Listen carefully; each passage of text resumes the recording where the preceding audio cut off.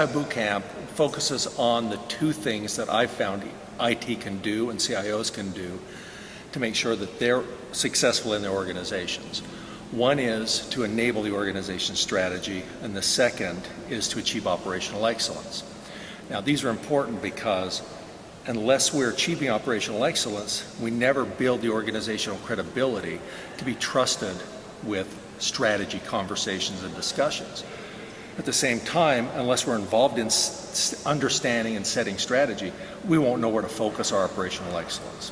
So the focus really is, what are the few things that an IT leader can do to make a big difference in a relatively short period of time?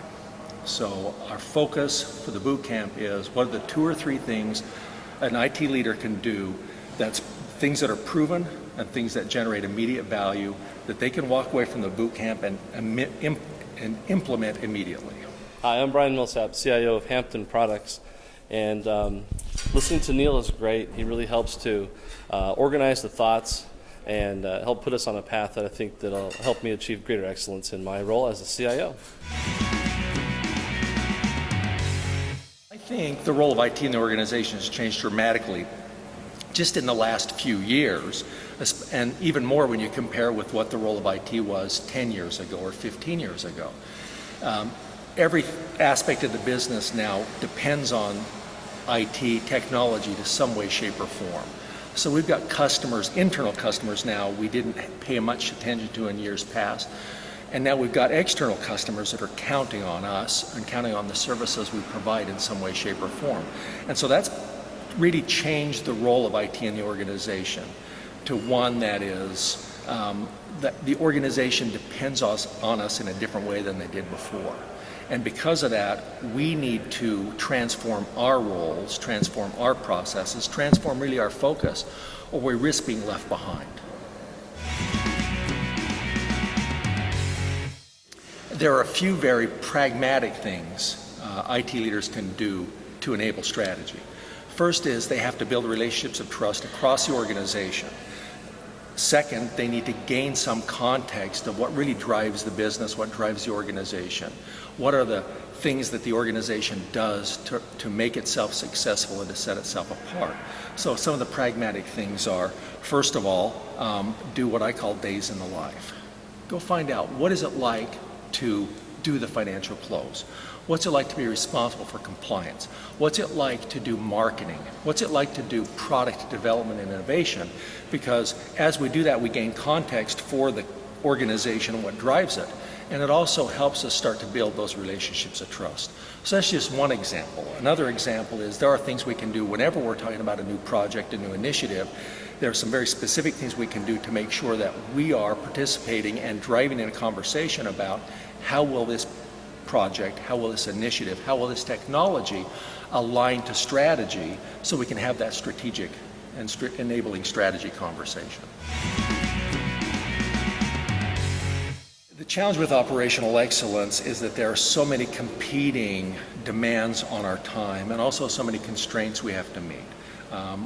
So we have to be very careful about what battles we choose to fight.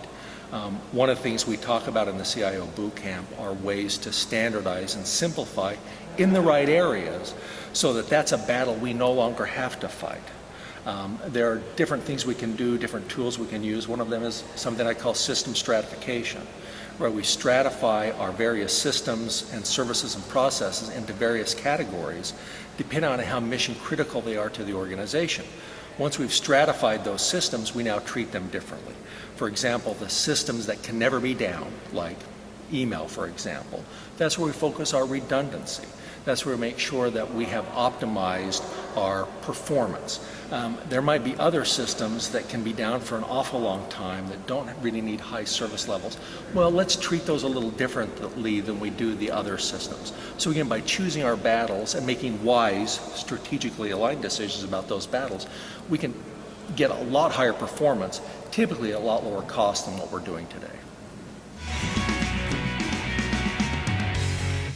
And when it comes to leadership, I think there are some things that we IT leaders can probably do better than we have before. One is we need to be really smart about trusting our staff and trusting others. If we focus on being the technical experts in our field, chances are we will trend towards being some type of bottleneck. So as leaders, we have to figure out that we have to accept the fact that we can no longer be technology leaders. Instead, we're business leaders that know about technology. That means in order to be successful, we've got to trust people on our staff to become the technology experts that we may have been in the past. And sometimes for an IT leader, that's a difficult transition. But I think it's essential if we look at the CIOs, the IT leaders that are successful, that's one of the changes they've made. In 2012, I would say take a hard look at where you're spending your money and ask yourself, am I spending money on things that are overly complex, that could be simplified, that could be standardized, so I can free up my resources, so I can free up my personnel, so I can free up my money to really allocate that without asking for budget increases, allocate it on things that are going to improve the business, that are going to drive innovation, and they're going to help grow revenues and really put the company back where it belongs at the top.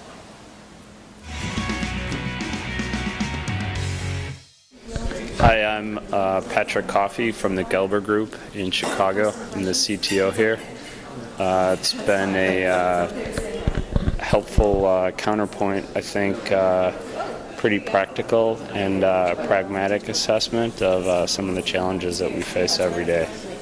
Maria McChesney, Director of Information Services for the City of Hamilton. Just sitting through the session today on transforming IT. Been finding it very helpful in terms of better understanding our role in terms of transformation of the city from a business perspective, as well as how we better manage the scope and deliverables around projects and the prioritization of projects. I'm Kelly Reed with Purcell Systems out of Spokane, Washington.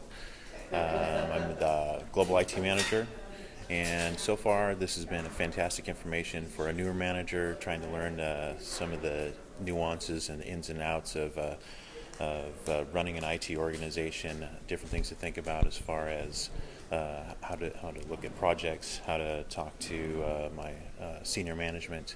It's been great information so far. Sherry Giesen from Basin Electric Power Cooperative. I'm the Customer Service and Desktop Supervisor. And this session is going wonderful. He's giving me great ideas on how to pursue a CIO and making better decisions within our company.